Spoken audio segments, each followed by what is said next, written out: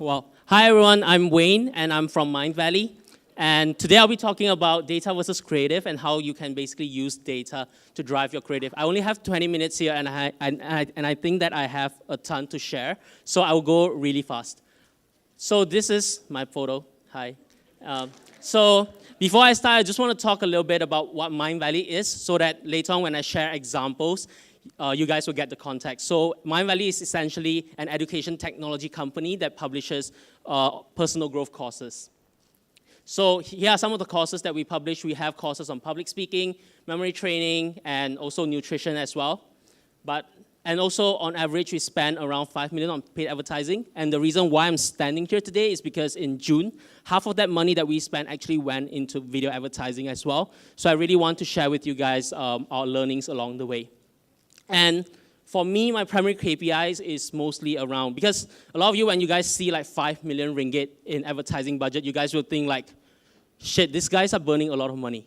But my KPI at Mindvalley is mostly about making those money back.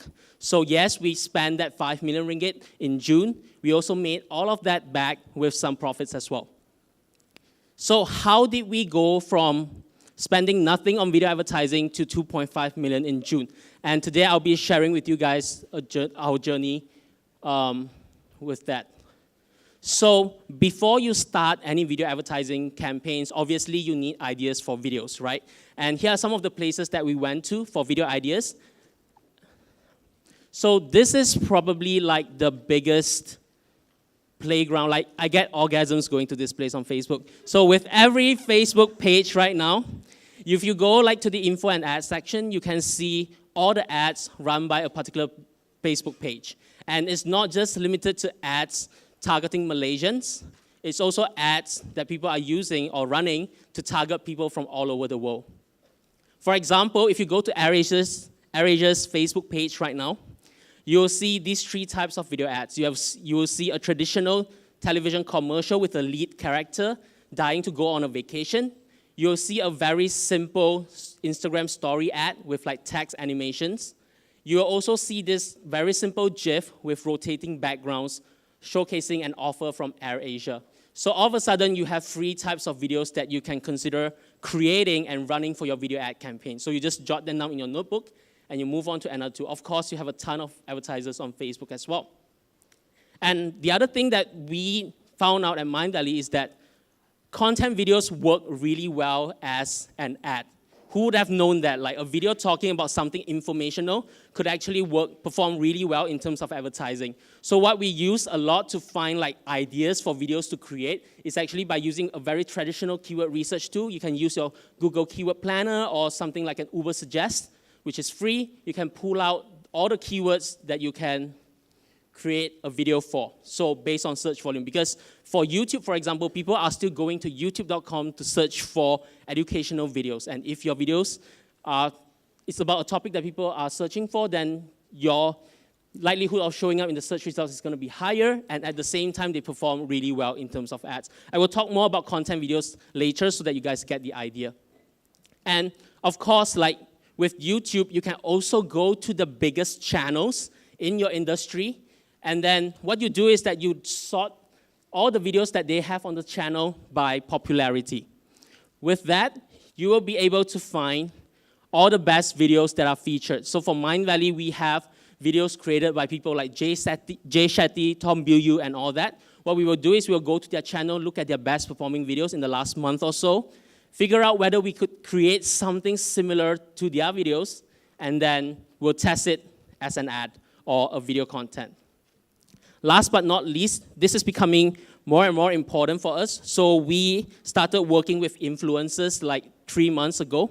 And the way how we work with them, this video that you see on the screen here is actually a video by Goldcast. Some of you might know them. So the way how we work with them is that because influencers know their target audience really well. At least that's the assumption that we would like to have. So when we work with influencers, we give them all the creative freedom to create something that they think will appeal to their target audience. And essentially, we work out a revenue sharing model with them. So if their video creative is able to generate sales for us, they will get like a commission out of that. So If the video performs really well, because we give them a revenue share model, that means that we will have to track their performance. If we find out that the video is actually performing really well, what we will do is we will try to set up a remarketing campaign, remarketing video viewers of their video with our ads. So that's how we kind of expand the reach of our advertising campaign.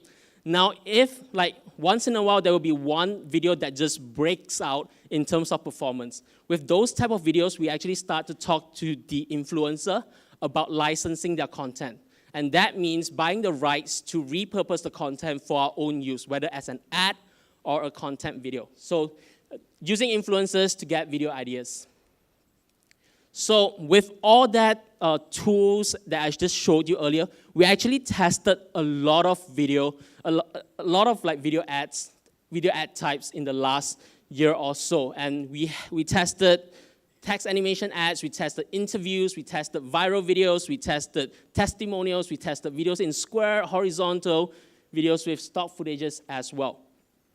So with all the tools that I shared with you guys earlier, it's actually possible to come up with like all of these video ideas. So now that you have all the video ideas that we tested, what are the videos that really worked for us in the last year or so?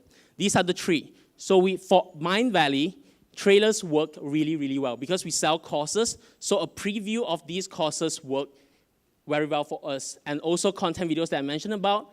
And for people who like our Facebook pages, people who are on our email list, and people who are subscribed to our YouTube channel, an invitation from our founder to sign up for a course works extremely well as well.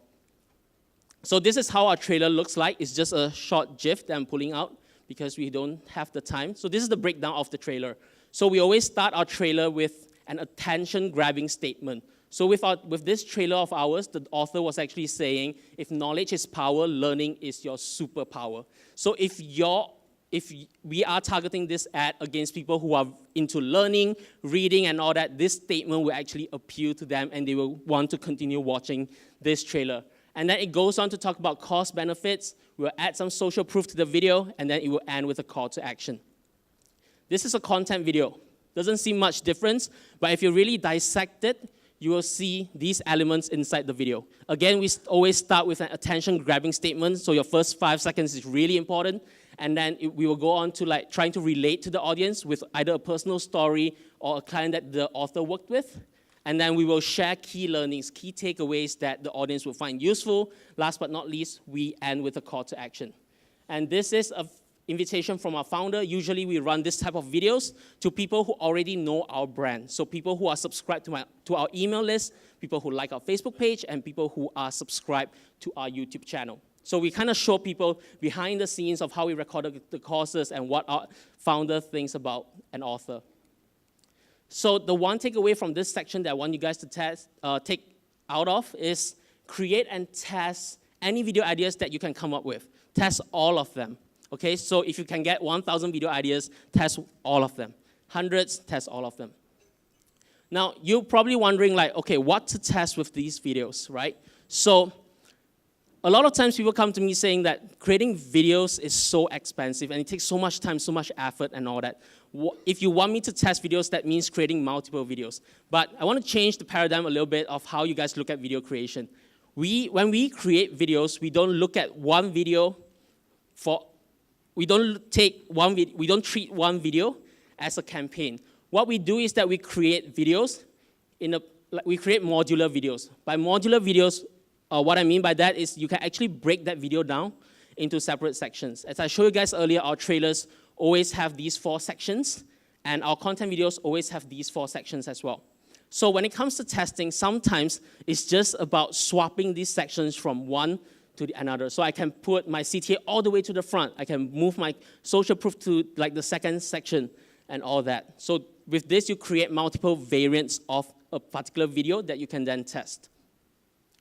And by creating modular videos as well, it's very easy for you to adapt. So on like Facebook and Instagram, for example, you are supposed to create short video content. And by having a modular video, you can actually cut it down really quickly. So if I want a shorter video, I can just include the attention-grabbing statement. I can just include key learnings and the call to action. If I want to create a 6-second unskippable trailer, I can just pick the attention-grabbing statement and call to action, put it together. I have my 6-second bumper ad that is unskippable on YouTube. Now, what are some other possible modules that you can try? You have testimonial, social proof. You have the short element, which is probably trying to get people's attention. You can put in your product demo. You can put in your brand bumper. And you can also, if your audience is a bit scientific or analytical, you can put in data or statistics to impress them. Now, all of this warrants a test. It's not like including this will improve the campaign or it will hurt your campaign. You will need to test all these modules out. And what else to test? So there are a ton of primary elements, video elements that you can test. So primary elements includes the storyboard, the first 3 seconds, the mood of the video, the length of the video dimension. So is it square? Is it rectangle, horizontal? All of this warrants a test, and platform nativity as well. So by platform nativity here, what I mean by this is that videos that perform really well on YouTube may not perform on Facebook. You might need to do some adjustments to it, and likewise. So you really need to test those out. And then secondary video elements includes bumpers, transitions, voiceovers, whether you should use a male voiceover or a female voiceover, background music, the tempo of the music, call to action, and the thumbnails as well. At Mindvalley, we realized that sometimes after running a video ad for a while, it's really good for you to just refresh the thumbnail, to refresh the performance, kind of bring the performance back up. So you don't have to necessarily create the entire video. All you need to do is just change the thumbnail, and then you will defeat ad fatigue and all that. So the one takeaway that I want you guys to take out of this is try not to ask what is the industry's best practices or what is the industry's benchmark when it comes to video ads. What I would recommend you guys to do is to set your own benchmark by running your first video ad campaign, and then always try with every new video ad campaign, try to beat that benchmark. Try to refresh your best practices that will applicable to just your brand. So data analysis, what kind of data do we look at? Obviously, creating videos involves a lot of resources and money as well. So once you've created a video variant, not just videos, every variant deserves some money behind it. So you guys are probably wondering, Wayne, you just tell us to create thousands of videos. I don't have that much money to test all of them, right? So the idea here is you don't have to spend a ton of money behind each of these videos. At Mindvalley, even though I said that we spend 5 million ringgit on online advertising, if you look into our accounts, you will find thousands of campaigns running at $5 a day. So that's basically this. We put a tiny sum of money behind each of these videos. If we are able to make back that $5 a day, we will invest more, we will invest more, and we will invest more. That's how we scale from nothing to 2.5 million ringgit with video advertising. And of course, when you're putting money into it, you need to have a clear goal. And Mindvalley is only about cost per lead and return on ad spend. So we measure all our video ad campaigns against these metrics. So your objective can be video views, website visitors, or other actions like branding and all that. But once you have identified a particular goal, don't move away from it unless you want to start a video campaign for another objective altogether, because benchmarking your video campaigns against one objective reduces the amount of debate that you will have within your internal teams as well. Because when you have a fixed metrics to look at, CPL, return on ad spend, for example, there is no debate going on. If a video is doing well, it's doing well. And again, for performance marketers, for those of you in the room who really want to make returns out of your video ad campaigns, there's only two metrics: cost per acquisition and return on ad spend. Unless your ads are not performing, that's when you look at secondary metrics. And the only secondary metric that we usually look at is at what point did our audience lose interest? Because if people are not converting, there's a very high likelihood that they are not completing the video that they started watching. So on Facebook and YouTube, by YouTube I mean Google Ads, they actually provide engagement metrics like this, which tells you at what point did people drop off. So benchmarking these secondary metrics in your video ad campaign against all the videos that you are running will give you pretty good insights on which videos are actually underperforming in terms of engagement. Okay? And on YouTube, if you have a YouTube channel, for every single video, YouTube actually provides this chart, which is the drop-off point of people. Obviously, you see a very steep drop over here. It's because that's when the skip button shows up. But after that, everything should go down slowly. So you are not, so if you see something that is like a massive drop, it's worth investigating into. And you can, the cool thing about this is that you can actually segment it by demographic, age, gender, devices, playback locations, and all that. So it's really cool data that you can have if you have a YouTube channel. And on Facebook, you have something similar. For every video that you put onto your Facebook page, you will see an audience retention chart like this. So what we are really looking for is this, a dip like this, because we know that for sure when people are watching a video, they will lose interest. So the line will usually go like this. But if you see like a sudden drop like that, you will want to look into it. For in this example that I'm showing you on the screen, we had a drop like this. And when I decided to look into it, this is when the stock video footage shows up. So the insight that we can get out of this is basically with video ads, we will want to reduce the amount of stock video footages that we are using. And this only applies to Mindvalley. Your audience might look highly, might respond really well to like stock video footages. So this is just an example to show you guys. You need to test it. So that's it for my slides. I know I went really fast, and I still have like 3 minutes left. So I'm going to take some questions from the floor. Let's see. I'll just go by the order. Do we post content based on quality or just post videos just for the sake of presence? So for us, we emphasize on aesthetics a lot. Every video that we create has some quality standards over there. So we don't run anything that is like arrows, buttons, like click here, buy this. We don't do that. So people, like these days, the benchmark for like video quality is really high because creating videos is becoming more accessible as well. So definitely have some emphasis on quality. Vertical video versus square, your thoughts. Depends on the platform. So on Facebook, square works really well for us. Actually, square is not the best performing dimensions that we observed. The best performing dimensions that we see on Facebook is actually 4:3.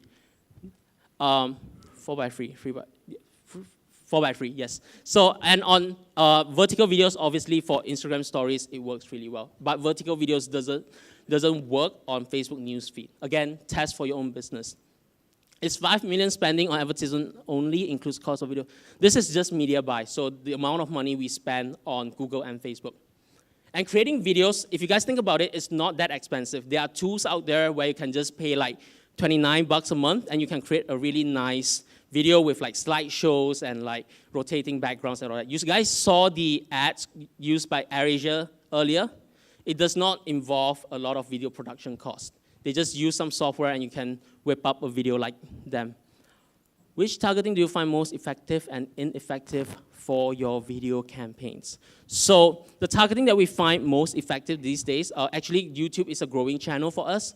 A year ago, we have higher ad spend on Facebook than YouTube. Today, like YouTube is sort of like, we are spending more on YouTube just because of content videos. So in terms of targeting, I would go for keyword targeting, which is like the most basic targeting that you have on Google. And then we kind of pair it with topics as well. So that's on Google. And then for Facebook, our go-to targeting is always lookalike audiences. What's really interesting about lookalike audiences is that for some of you in the room who is going after the regional market, for example, and if you are, say, big in Malaysia but growing in Singapore, what you can do is you can take your email list, Malaysian email list, put it onto Facebook and ask Facebook to create a lookalike audience for Singapore. Then all of a sudden you have an audience that you can go after right off the bat. So try that out. What is your ROAS for normal e-commerce, e-commerce website? So Mindvalley doesn't have an e-commerce website right now, so I don't think I'll be able to answer that question. So that's it. Any other questions? Or I still have like 20 seconds left. Good. Any other questions? If no, then I'll just end it here. If you guys want to connect, if you have any campaign-specific questions, reach out to me. Just type in Wayne Liew in like any of these social platforms. You will find me, and I'll be around as well. So just reach out if you have any like questions specific to your brand. I don't charge money, so